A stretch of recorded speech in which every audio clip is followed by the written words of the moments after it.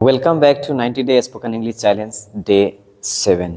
इसके पहले टोटल मैंने 6 ऐसे वीडियोस बनाए हैं जिसमें सिर्फ और सिर्फ इस आरएम के हेल्प से इंग्लिश को हम कैसे इन्हेंस कर सकते हैं इन चीज़ों का जिक्र किया गया है। तो अगर आप न्यू हैं तो आप जाएं डे 1, 2, 3, 4, 5 एंड 6 तक आप देखें। आप देखेंगे कि इस आरएम कितना बड़ा चीज़ है। दिस इज़ वीडियो नंबर 7 और इसके साथ ही मैं इस आरएम की बेसिक चीज़ों को क्लोज करूँगा। लेकिन क्लोज भी किस अंदाज में हो रहा है? टोटल 15 स्पीकिंग स्ट्रक्चर जो सिर्फ और सिर्फ इज आरएम पे बेस्ड हैं उसको मैं सिखा रहा हूँ इस वीडियो में। इसको आप सीखें और यूटिलाइज करें। Number 1, I am interested in. इसका इस्तेमाल तब आप करेंगे जब आपको किसी चीज़ में रुचि हो, दिलचस्पी हो। तो आई एम इंटरेस्टेड इन, उसके बाद से लगाना है वर्ब फॉर, या उसके बाद आप नाउन को प्लेस कर सकते हैं। For example, I am interested in learning new skill. मैं नई चीज़ों को सीखने में दिलचस्पी रखता हूँ, रुचि रखता हूँ। जैसे मैंने अभी आपको बताया कि वर्ब फॉर का इस्तेमाल होता है इन के बाद से। तो you can see here I am interested in learning new skill. अगर आप चाहे तो डायरेक्टली यहाँ पे नाउन, यहाँ पे वर्ब फॉर ये नहीं होता है। According to grammar it is gerund here. Gerund works as noun in the sentence. तो अगर आपको ये कहना है कि मुझे क्रिकेट में रुचि है तो आप कह सकते हैं I am interested in cricket. लेकिन एक्शन को डाल करके बोलना ज़्यादा नेचुरल साउंड कराता है। तो आप कोशिश करें कि अगर क्रिकेट में रुचि ही बोलना है तो खेलने में बोले या देखने में, तो आप डायरेक्टली ये कहें I am interested in playing cricket, I am interested in watching cricket. Number 2, I am good at. अगर आप किसी चीज़ में अच्छे हो, माहिर हो उस चीज़ के, तो वहाँ पे हम आई एम एट का इस्तेमाल करते हैं और एट के बाद से यहाँ भी हम वर्ब फॉर का ही इस्तेमाल करते हैं जो जेरंड की भूमिका में होता है। एग्जाम्पल देखें, I am good at solving problems. मैं समस्याओं को सुलझाने में अच्छा हूँ, माहिर हूँ। मतलब ये हो गया कि आप जिस चीज़ में अच्छे हो, आपको लगता है कि उस चीज़ को आप कर सकते हो, उसमें आप माहिर हो, तो उसको बोलना बहुत आसान है। I am good at verb for, I am good at speaking English, I am good at playing cricket. Number 3, I am bad at. Look at this. I am bad at. It's the same thing. Good की जगह पे क्या आ गया? Bad आ गया। अब जिन चीज़ों में आप अच्छे नहीं हो, अगर उस बात को बोलना है तो आप आराम से बोलो I am bad at, उसके बाद फिर से आप लाओ जेरंड वर्ब फॉर। एग्जाम्पल देखते हैं, I am bad at cooking। मतलब मैं खाना पकाने में अच्छा नहीं हूँ। अगर इसी बात को मुझे कहना है कि मैं पढ़ाने में अच्छा नहीं हूँ, I M bad at teaching, आराम से बोल सकते हो। तो जिन चीज़ों में आप बेहतर नहीं हो, आई एम बैड एट और एक्शन डाल दो। Number 4, and that is I am afraid of. अगर आपको किसी चीज़ से डर लगता है तो आप डायरेक्टली इस स्ट्रक्चर का इस्तेमाल कर सकते हैं। I am afraid of spiders. मुझे मकड़ियों से डर लगता है। I am afraid of spiders. Direct जिन चीज़ों से आपको डर लगता है आप यहाँ बोल सकते हैं। यही चीज़ अगर आपको एक्शन में बोलना है, जैसे आपको बोलना है मुझे गलती करने से डर लगता है, I am afraid of making mistake. तो आपने क्या नोट डाउन किया? इन सारे स्ट्रक्चर में जेरंड की भूमिका बहुत ही इंपॉर्टेंट है जो आप बिफोर के रूप में रखेंगे। और प्रीपोजिशन को हमेशा याद रखिएगा। इंटरेस्टेड के बाद इन आएगा, गुड के बाद एट आएगा, बैड के बाद भी एट आएगा, अफ्रेड के बाद ऑफ आएगा। अगर ये याद रहे तो आप बोलते वक्त बहुत अच्छा बोलोगे और आपसे कहीं भी गलती नहीं होगा। Number 5, I am tired of. Tired के बाद ऑफ लगाना है। मैं थक गया हूँ। किसी चीज़ से आप थक गए हो, उस बात को बोलना है मैं तुम्हारा इंतज़ार कर कर के थक गया हूँ। I am tired of waiting for you. I am tired of waiting for you. You have to learn something here. Tired के बाद आपको ऑफ लगाना है।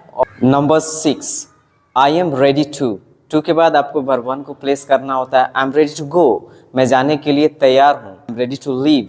हमेशा गो बोलते हो, कभी कभी लीव भी बोल लिया करो। I am ready to leave, मैं जाने के लिए तैयार हूँ। नंबर 7, किसी भी चीज़ का अगर आप आदी हैं, आपको आदत पड़ी हुई है उस चीज़ को, तो उसको बनाने के लिए आई एम यूज्ड टू से उसको बनाया जाता है। जैसे कि मुझे सुबह उठने की आदत है, I am used to waking up in the morning. इसमें एक चीज़ आपको ध्यान देना होगा, यूज्ड टू और फॉरवर्ड टू ये ऐसे फ्रेजेज होते हैं जिनके बाद वर्ब फॉर का यूज़ किया जाता है, वर्ब 1 का यूज़ नहीं किया जाता है। बहुत सारे लोग इसमें कंफ्यूज होते हैं, इसलिए आप भी समझें इसको कि यूज़ टू के बाद से वेकिंग यानी कि बिफोर क्यों लगा है, इस बात को आप समझें। Number 8, I am looking forward to. अगर आप किसी चीज़ का इंतज़ार कर रहे हैं तो आपको वहाँ पे कहना चाहिए I am looking forward to, मैं तुमसे मिलने का इंतज़ार कर रहा हूँ। I am looking forward to meeting you. To meet you नहीं होगा, मीटिंग यू होगा। लुकिंग फॉरवर्ड टू इस फ्रेज के साथ वर्ब 4 का इस्तेमाल होता है, वर्ब 1 का नहीं होता है। Number 9, I am in the mood for. इसका मतलब होता है किसी भी चीज़ का अगर आपको मन हो तो उस बात को इंग्लिश में एक्सप्रेस करना चाहते हैं तो I am in the mood for का इस्तेमाल करें। जैसे मुझे फिल्म देखने का मन है, I M in the mood for a movie. Number 10, I am responsible for. अगर आप किसी भी चीज़ के लिए जिम्मेदार हैं तो वहाँ पे आई एम रिस्पॉन्सिबल फॉर और उसके बाद वो चीज़।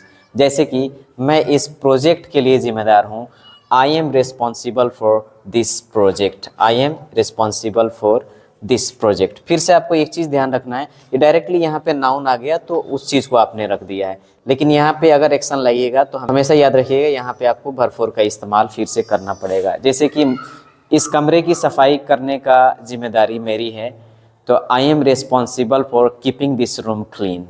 इस तरीके से फॉर कीपिंग आ गया, वर्ब 4 का इस्तेमाल हो गया। Number 11, I am happy with. किसी भी चीज़ की वजह से आप खुश हो और उसको आप इंग्लिश में एक्सप्रेस करना चाहते हो तो आप आई एम हैप्पी विद का इस्तेमाल कर सकते हैं।